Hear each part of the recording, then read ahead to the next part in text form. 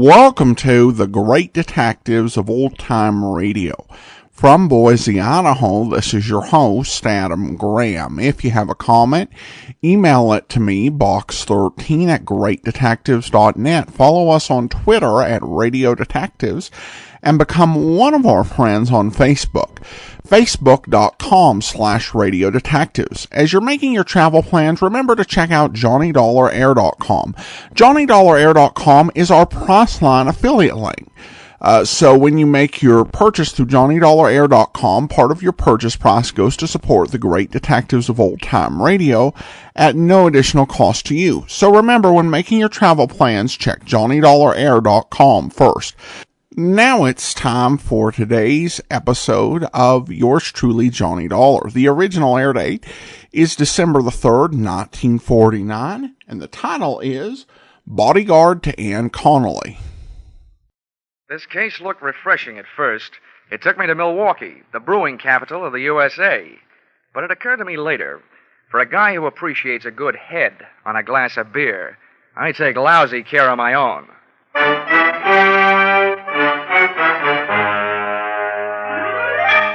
This is another in the adventures of America's fabulous freelance insurance investigator, Johnny Dollar, starring Charles Russell. At Insurance Investigation, Johnny Dollar is only an expert. At making out his expense account, he's an absolute genius.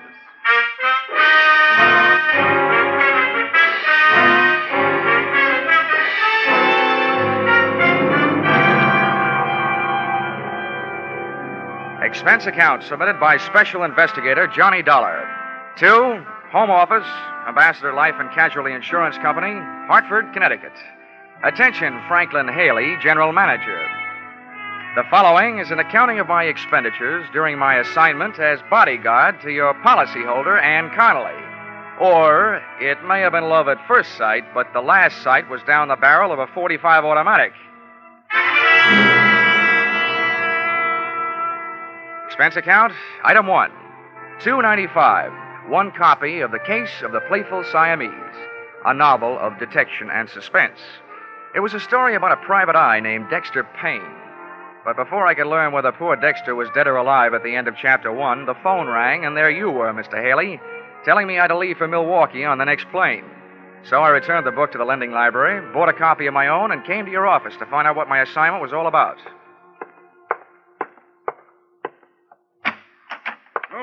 Come in, Dollar. Come in. Thank you. How are you, Mr. Haley? Fine, my boy, fine. Glad to see you again. Oh, sit down. Thank you. Adding to your store of knowledge, I see. What are you reading? The Case of the Playful Siamese. Bah, crime fiction, trash. When there's good literature available, why waste your time on such mediocre drivel? What do you think you're playing, Noel Coward? Millions of dollars taken in on it every year. Well, what's the difference so long as you're not taking in? Oh, you bet they'll not get a penny from me. Oh, yes, they will. Huh? What's that? Oh, I said Will Shakespeare. You know, Hamlet, Macbeth, Othello, crime fiction. No comparison. That's different. Anybody knows that. Well, I guess we'd better get down to business. Your plane leaves in an hour and a half, 6:30. This girl who needs a bodyguard, who is she, and what's she afraid of? It's a sad, tragic case. The result of a misdirected, surely not faultless life, but nevertheless a situation that demands outside help. Oh, there now. Don't go to pieces. All I asked was what's her name and what's she afraid of. Her name is Anne Connelly.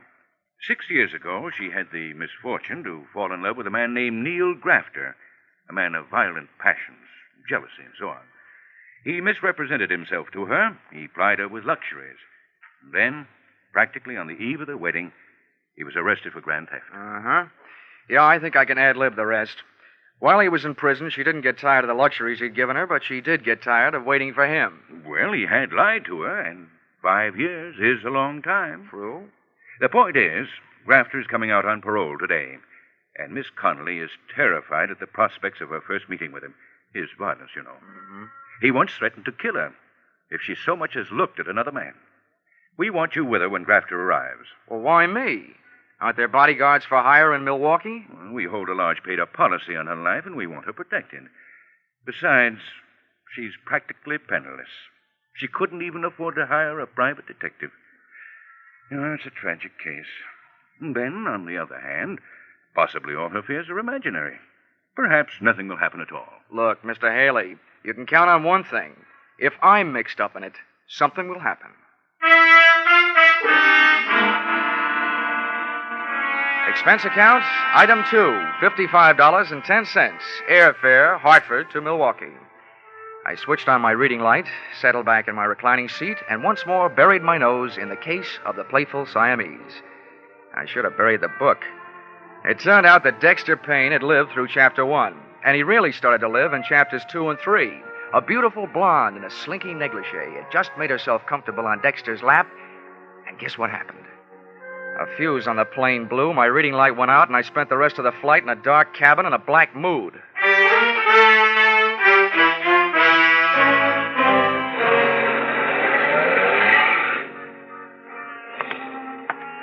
Expense account, item 3, $2.50, cab fare, airport to the address of Anne Connelly, which, for a girl who couldn't afford a detective, was quite a hunk of a dress, unless she was living on Friends.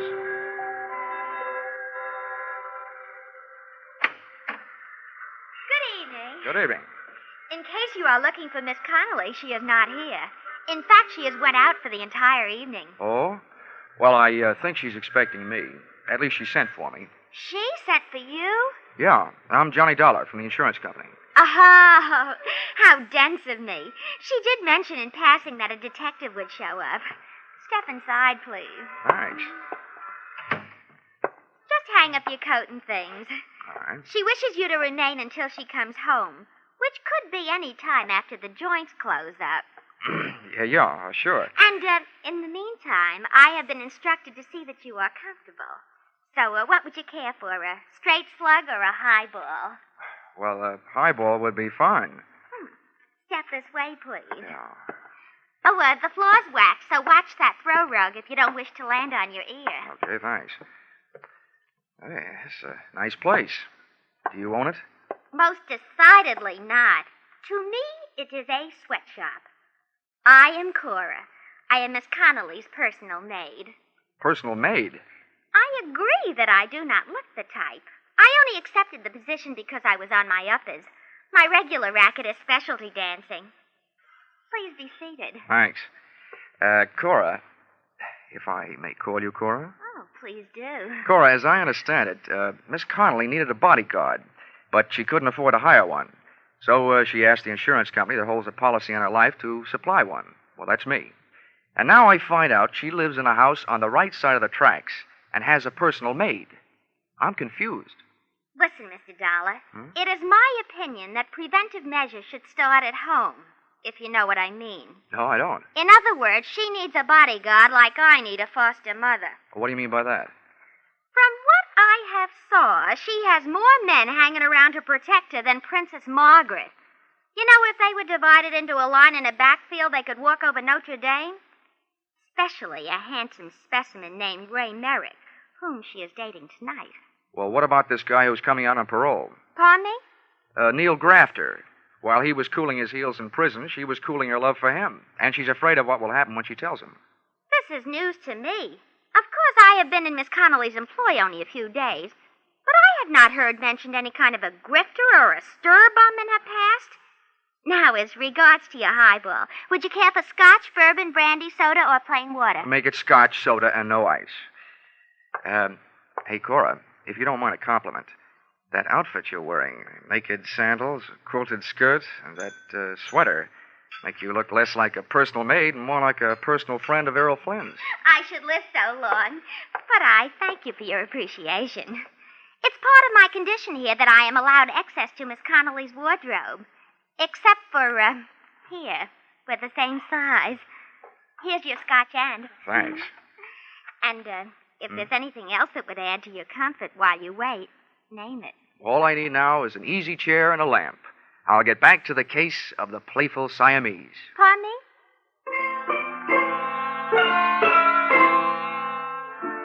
So there I was, Johnny Dollar, with Johnny Walker in one hand, Dexter Payne in the other, and a few questions simmering in my mind. They really boiled down to one. Namely, what was I doing there? Oh, well. In Chapter 5, Dexter finally found a clue.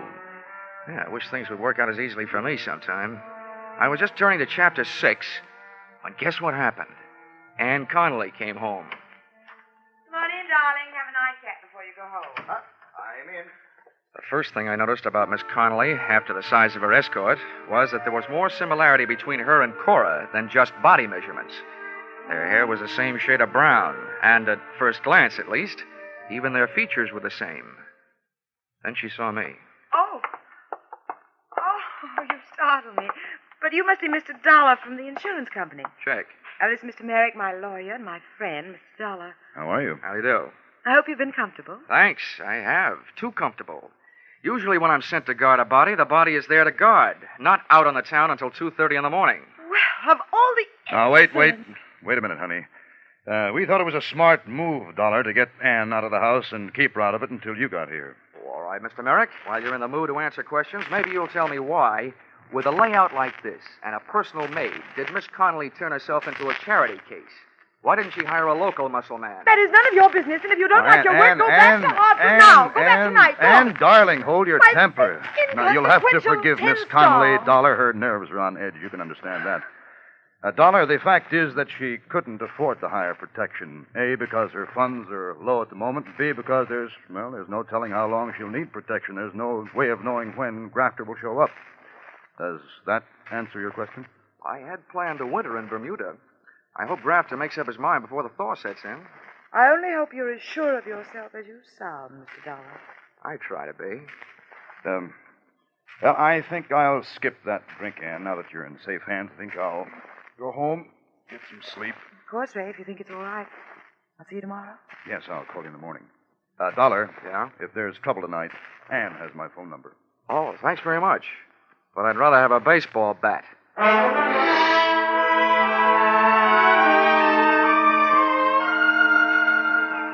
I learned early in my career that an excellent way to court disaster is to wait for trouble because it usually sneaks up behind you.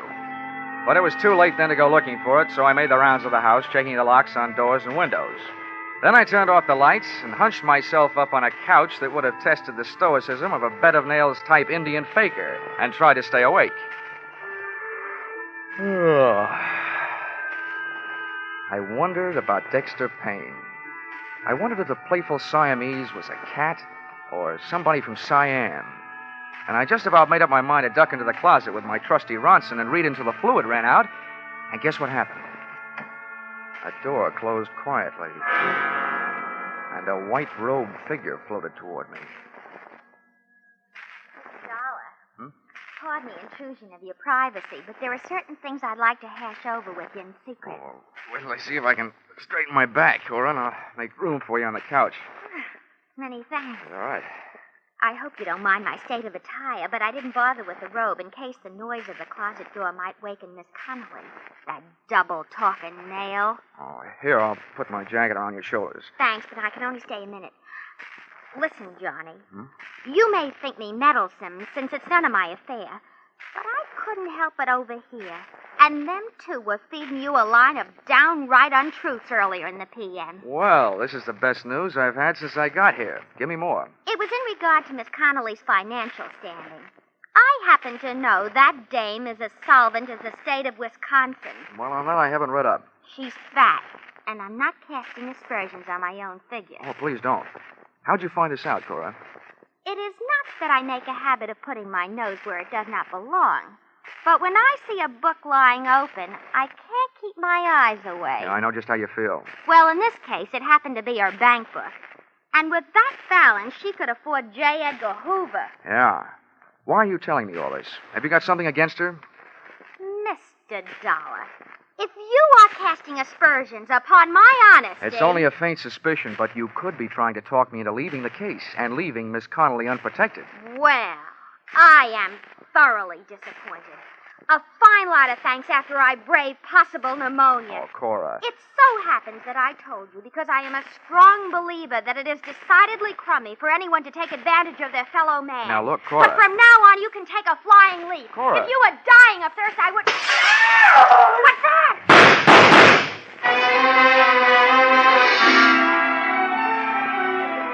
As I stumbled across the room and into the pitch-black hallway leading to the bedrooms in the rear of the house, I wondered what Dexter Payne would do in a similar situation. To both Dexter and me, life was just a bowl of uncracked nuts, unopened Chinese fortune cakes, and unanswered questions headed up by Who Shot Whom?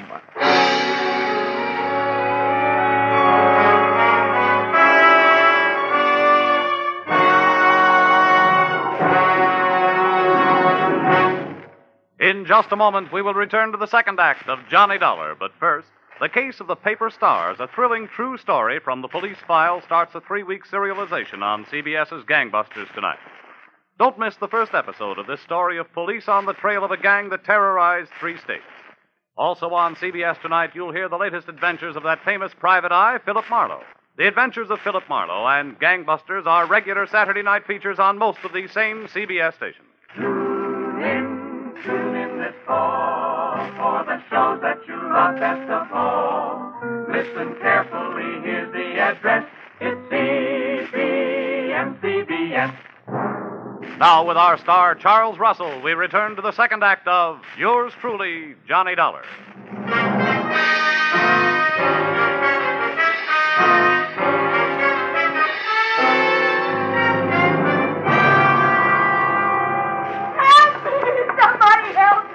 Ann Connelly's hysterical screams told me the way to her room, but before I got there, a stream of cold night air blowing into the hall through an open door to another bedroom stopped me. The draft was coming from a smashed-out window, and the smell of cordite that came with it meant that this room had been the shooting gallery.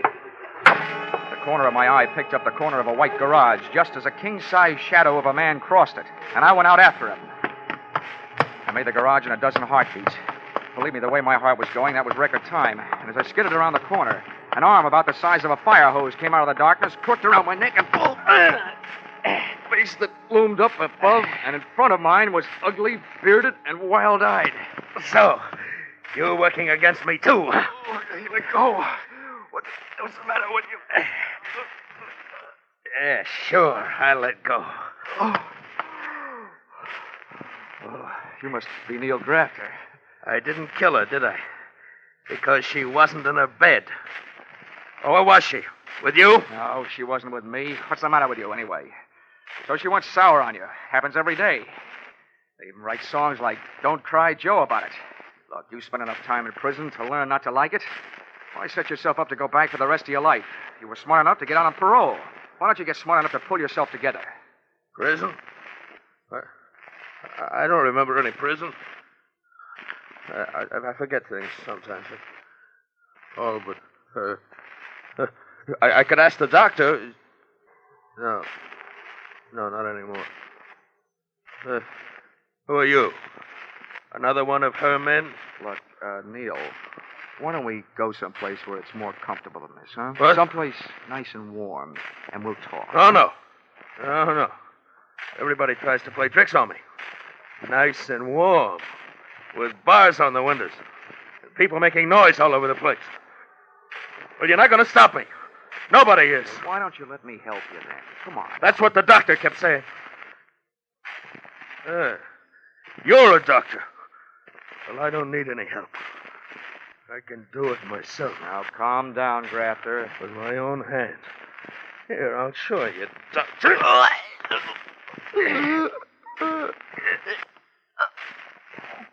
No.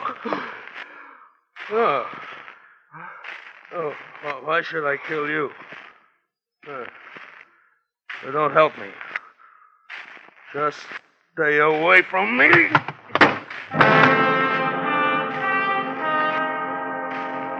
He went. And what's more, I watched him go. One, I didn't have enough strength to get off the ground. Two, if I'd had the strength, my extreme dislike of being choked to death would have argued me out of going after him. Three, the guy was obviously nuts. When I finally could make it, I staggered back to the house.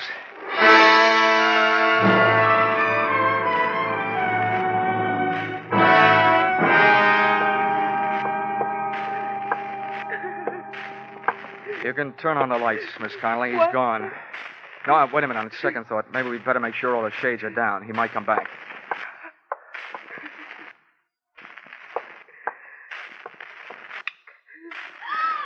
Johnny! Your throat. What did the lug do to you? You might say he saved my life. At least when he got halfway through the job, he changed his mind about killing me. You talked to Neil? I tried to, but he didn't understand anything I said. And Miss Connelly, he didn't talk about wardens and paroles, as in prisons. He talked about doctors and barred windows and noisy people, as in mental hospitals. Do I translate that to mean that he's off his rocker? Cora, please, go over there and sit down. Will you? I'll get to you later. Well, palm me. Just pretend I'm elsewhere someplace. After all, it was only my bed that he blasted. Did you hear that, Miss Connelly? Yes. Yes, I know it was a horrible thing to do, having Cora sleep in my room. I was half crazy with fear. Oh, why doesn't Ray get here? He promised to hurry. Maybe we can air some of the linen before he arrives. Instead of being in prison, which was a story I got, Grafter was in a hospital for the criminally insane, nursing a big yen to ventilate your head. Is that right? Please, Yes. Yes, that's the truth. He escaped a month ago.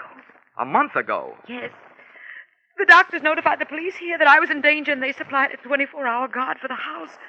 But after a month, they decided Neil had gone someplace else, so they withdrew the guard. Oh, great. So the only people left who cared more about your fate than they did about mine was your insurance company. Well, we had to do something, but I didn't have any insurance. What?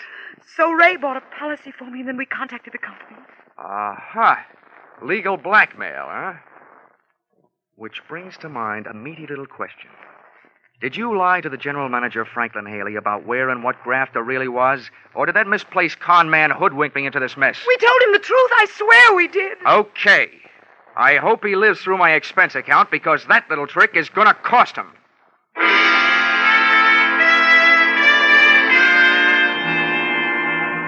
Expense account, item 4, $43. Breakfast the next morning. Over which I managed to steal a few moments alone with Dexter and his dilemma. In Chapter 7, Dexter finally came upon the corpus delicti. The only sign of life in the place was a Siamese cat playing with a ball of string. But before I could find out how the cat figured into things, the phone rang. Hello? Mr. Dollar, please. Yeah, this is Dollar. Your call to Melbourne State Hospital is ready. Oh, fine. Go ahead, please. Hello? Dr. Dollar here. Who is there, please? I am so busy. Oh, well, this is Johnny Dollar, Doctor. I'm an insurance investigator. But I don't want any. I am so busy, please. Oh, no, Doctor, investigator. I want to talk to you about a patient of yours, Neil Grafter. Grafter? Mm-hmm. Oh, yeah, the paranoid schizophrenic. Oh, a very interesting case. Complete fragmentation of the mind, total loss of synthesis. But he is no longer here for a while. Yeah, I know. He was here last night. What? Oh, what was his condition? Perhaps a state of passive negativism? All I know about his condition is that it's dangerous. He tried to kill his ex-girlfriend. Oh, yeah. I remember. Extremely strong obsession. An extremely strong man. Look, I've been hired to protect this woman. Now, what I want to know is, will he try again? There is no doubt. Well, when? Tonight? I would say tonight. The degree of hallucinatory enmity towards this woman and everybody about her, the depths of his obsession... Whoa, wait a minute, Doctor, wait a minute. You're way over my head. But you do think he'll be back tonight? I am positive. Thank you, Dr. Kildare. And all Dexter has to worry about is a playful Siamese.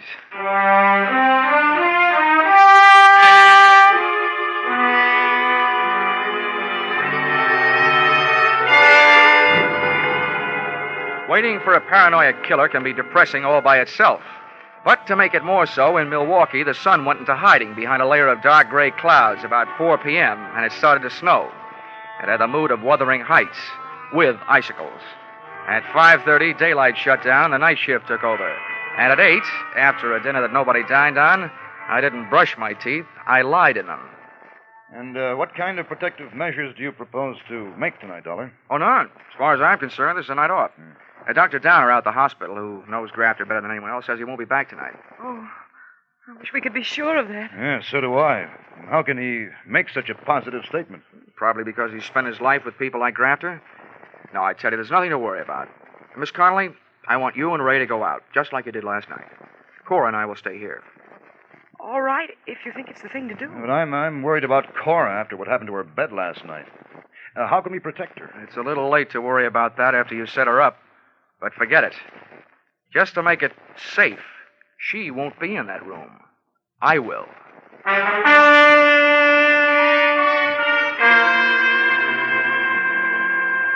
Expense account, item 5, $50. Refreshments. I needed something to bolster my courage, so I ordered it. At 2:30 a.m., things were looking good for Neil Grafter. Ray Merrick and Ann Connelly had returned from their date. Merrick had left. Miss Ann Connelly was trying to sleep in her room. Cora was on the couch in the living room, and there was a rolled-up blanket in her bed to make it look like that's where she was. And me? I was out in the snow, huddled near the incinerator, with an iron poker freezing to my hand, with a good view of the house and a poor outlook on life. Nothing happened till about 4 o'clock. That's when I spotted a familiar-looking big shadow of a man moving across the garage toward the house. I got up, but a flurry of wind-driven snow swept in front of me, and when it had passed, I could still see the window to Cora's room, but I couldn't see the man. Then I heard him at Ann Connelly's window. He started away from the house, and I started toward him. I met him under the clothesline on a flying tackle. No. Oh, let go of me. Merrick! Let me go. Get away from me. Merrick, but I'll put you away. Well, how do you like that? When an insurance policy enters the picture, you can't even depend on a maniac.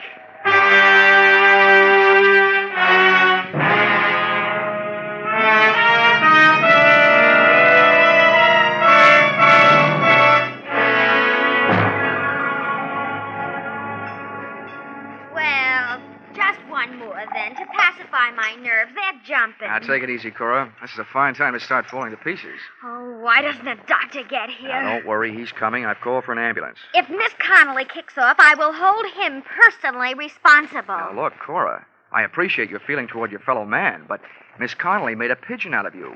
She hired you because you looked like her. She had you parade around in front of those windows wearing her clothes. I am aware of all those double dealings. She even had you sleeping in her room where Grafter almost blasted you. Now, what I want to know is why are you so anxious about her recovery? Because she owes me a week's pay. If this Sawbones doesn't pull her through, I'll sue the city of Milwaukee for my arrears.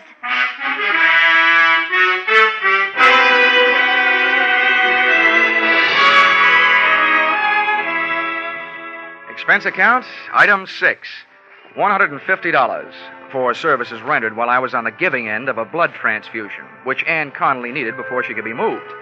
One item, at least, that you shouldn't balk at since she is your policyholder. The doctors give her a 50-50 chance to live, but even if the scales tip the other way, I think your money is safe. Because her beneficiary, Ray Merrick, is guilty, among other things, of attempted fraud, since he planned on having Neil Grafter blamed for the shooting he did. Expense account, item 7, 5 cents, newspaper, which reported that the police had returned Grafter to the hospital from which he had escaped. He did come back, as Dr. Kildare said he would, but he was a little late and missed the party. Item 8, $55.10, airfare, Milwaukee to Hartford. Expense account total, oh yeah, Dexter Payne. You know, I never did finish that book. After those cats I'd been jiving with, I couldn't care less about a playful Siamese. Expense account total, $845.30. Signed, yours, truly, Johnny Dollar.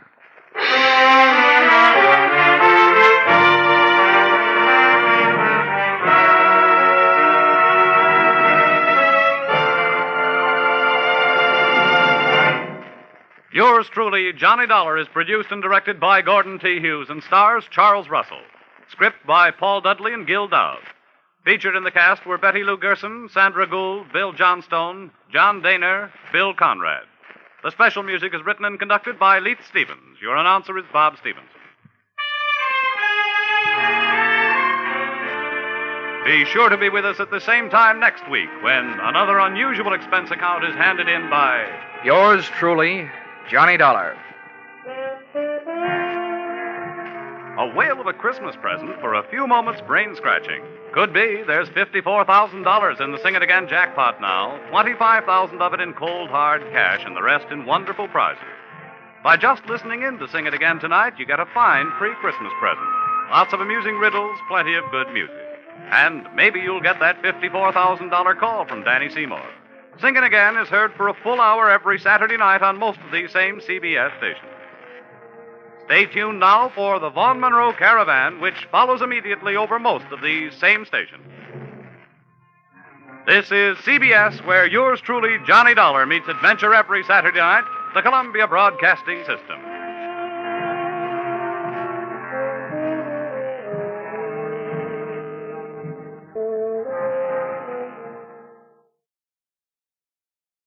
Welcome back. Well, this one's a challenge to comment on because I actually played it when we were doing our Listener's Choice Countdown, because yours truly, Johnny Dollar with Charles Russell, was the number 17 pick.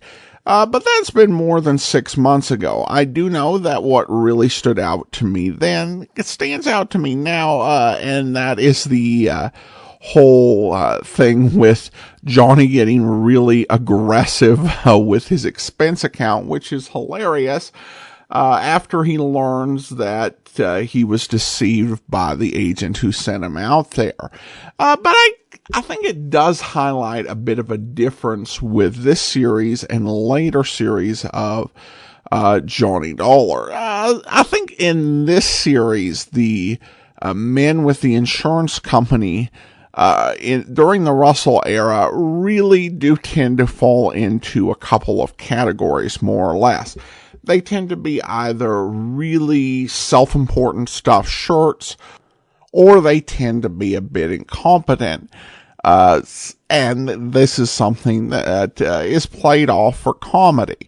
And it's part of Russell's character that people just seem to do his version of Johnny Dollar, just to do things just to irritate him, to justify how irritated he often gets with others. When you get into later eras of the show, the insurance men tend to be much more pure professionals, unless they're crooks or unless something's wrong. They don't tend to go for, the cheap comedy, particularly with those when you get into the Bailey era. The ongoing and characters, they would often be quirky. I think Harry Bransom was probably the best example of this during the Bailey era. But despite their quirks, they were still professionals. And they might entice Johnny to come out and take a case with something that's a little bit misleading, but they're not going to send him out into the field without knowing what he was doing. And I think that is an advantage for the later eras, because in this case, I think there is no reason why, if you're sending an investigator out there, that you don't give him the accurate information he needs to do his job.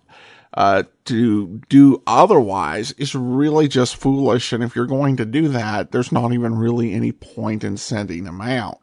So I think there's a better sense of logic and flow in that way when you get into some of the later Johnny Dollars. All right, well, that will actually do it for today, but I do want to thank our Patreon supporter of the day.